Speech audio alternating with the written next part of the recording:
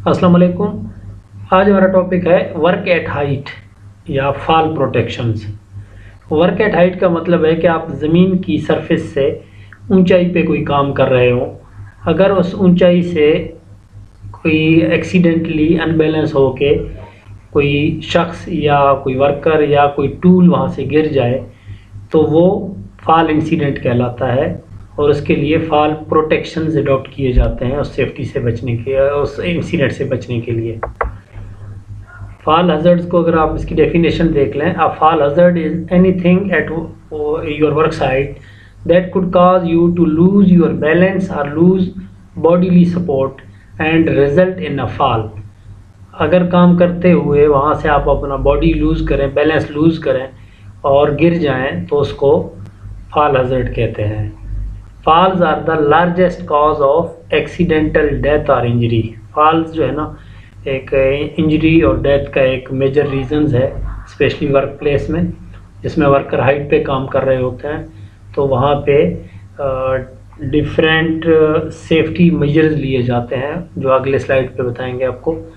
और इसमें स्टैंडर्ड्स के मुताबिक अगर आप एक जनरल इंडस्ट्री या वर्क प्लेस में काम कर रहे हैं तो 4 फुट से ऊपर अगर आप काम करेंगे तो आपको फॉल प्रोटेक्शन के जो टूल्स हैं उनकी इम्प्लीमेंट ज़रूरी है। और अगर आप किसी शिपयार्ड वगैरह में कर रहे हैं तो 5 फुट की ऊंचाई पे काम करने के लिए फॉल प्रोटेक्शन यूज़ करना लाजमी है। और अगर आप किसी कंस्ट्रक्शन इंडस्ट्री में हैं तो 6 फीट की है इसका। और अगर आप किसी लॉन्ग शोर ऑपरेशन वगैरह में हैं तो वहाँ 1 फुट की ऊंचाई पे अगर आप काम कर रहे हों तो वहाँ फॉल प्रोटेक्शन के जो टूल्स हैं वो यूज़ करना लाजमी है as per standard.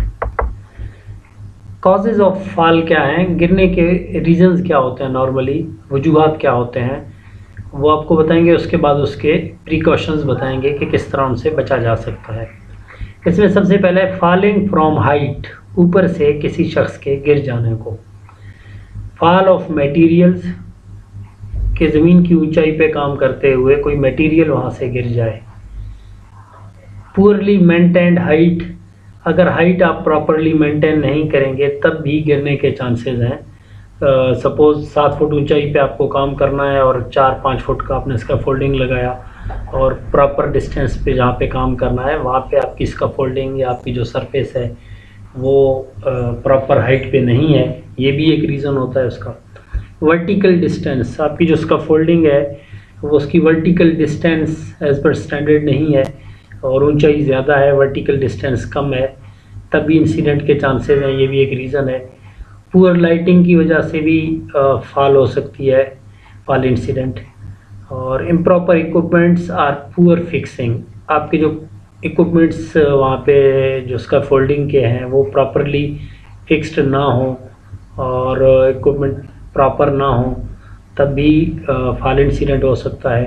Quality of material, आपके जो हाइट पे काम करने के लिए आप जो टूल यूज़ कर रहे हैं, कोई स्कैफोल्डिंग है या कोई सरफेस है, तो वो उसकी मटेरियल की क्वालिटी प्रॉपर ना हो तब भी इंसिडेंट हो सकता है। अनइवन सरफेस, जहाँ पे आपने अपनी स्कैफोल्डिंग फिक्स की हुई है वो जगह सरफेस अनइवन हो, इम्प्रॉपर हो, लूज़ उसमें सॉइल हो और तब भी वो स्कैफोल्डिंग अनबैलेंस हो के इंसिडेंट हो सकता है फॉल का। वेदर कंडीशन है, कोई बारिश हो रही हो और आप ऊपर स्कैफोल्डिंग पे काम कर रहे हो तब भी इंसिडेंट हो सकता है। हाइट फोबिया, ये भी एक रीज़न है कि कुछ वर्कर्स को हाइट फोबिया होता है, वो ऊंचे हाइट पे काम नहीं कर सकते हैं, चक्कर आ जाते हैं, इससे भी इंसिडेंट हो सकता है। लैक ऑफ अवेयरनेस, अगर आप एम्प्लॉइज़ को या वर्कर्स को अवेयरनेस नहीं है वर्क एट हाइट का तब भी फॉल इंसिडेंट हो सकता है। ये वो मेजर रीज़न है जिसकी वजह से फॉल इंसिडेंट के होने के चांसेस हैं। अब इन चीज़ों से बचने के लिए क्या प्रिकॉशंस ले सकते हैं, क्या सेफ्टी मेजर्स ले सकते हैं ताकि फॉल इंसिडेंट ना हो। इसमें सबसे पहला है ensure it will support the weight of workers using it, यानी आपकी जो वहाँ पे स्कैफोल्डिंग है जिस पे ऊपर आप काम करना चाहते हैं या कोई प्लेटफॉर्म है तो वो देख लें कि वो इतनी वेट उठा सकता है कि वहाँ 1 या 2 वर्कर जितनों ने काम करना है उसकी वेट को उठा सकते हैं, और उस मटेरियल के वेट को भी उठा सकते हैं जो वहाँ पे काम के दौरान चाहिए होंगे, टूल्स वगैरह। ये आप इंश्योर करेंगे। दूसरे नंबर पर it is stable and will not overturn, कि ये प्रॉपरली स्टेबल है, प्रॉपरली स्ट्रक्चर पे ज़मीन पे फिक्स है, ये ओवरटर्न तो नहीं होगा। उस पर अगर वर्कर चढ़ जाए, वेट आ जाए, तो वो उसकी स्टेबिलिटी को इंश्योर करना है।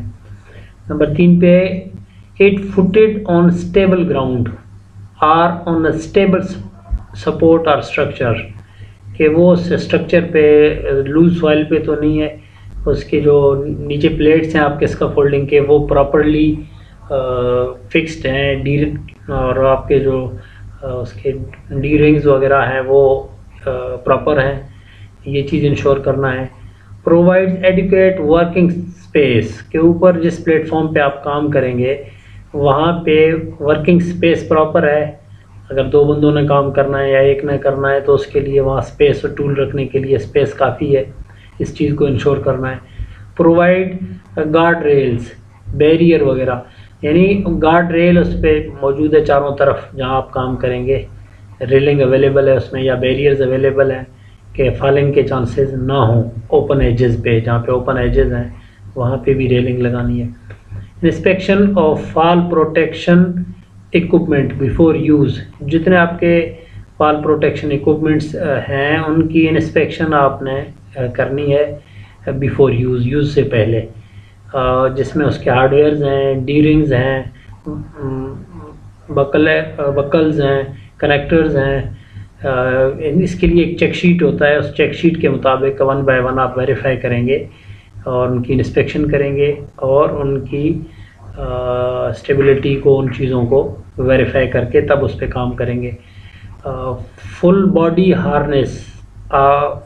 हार्नेस का होना लाजमी है वर्किंग एट हाइट पे। अगर खुदा न खास्ता आपकी जो स्कैफोल्डिंग या प्लेटफॉर्म वो गिर भी जाए तो हार्नेस के ज़रिए ख़ुद को सेफ कर सकते हैं।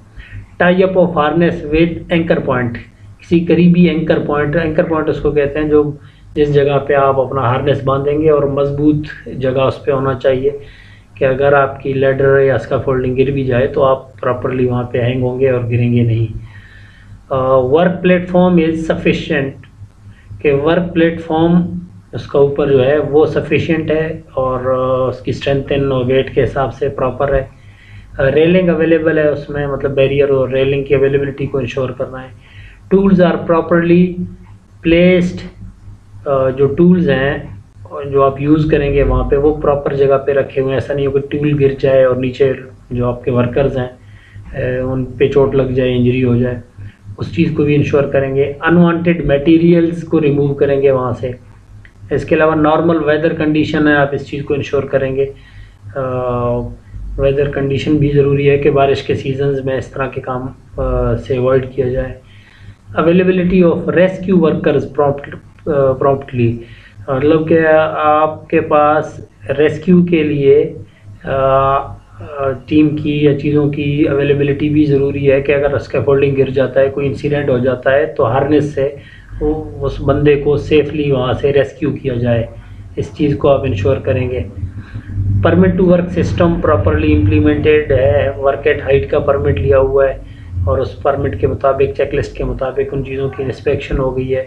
Hazards identification and risk assessment activity की हो चुकी हो कि उसमें सेफ्टी और उस हवाले से जो जॉब सेफ्टी एनालिसिस या हैज़र्ड्स आइडेंटिफिकेशन, रिस्क असेसमेंट, ये चीज़ें होना लाजमी है।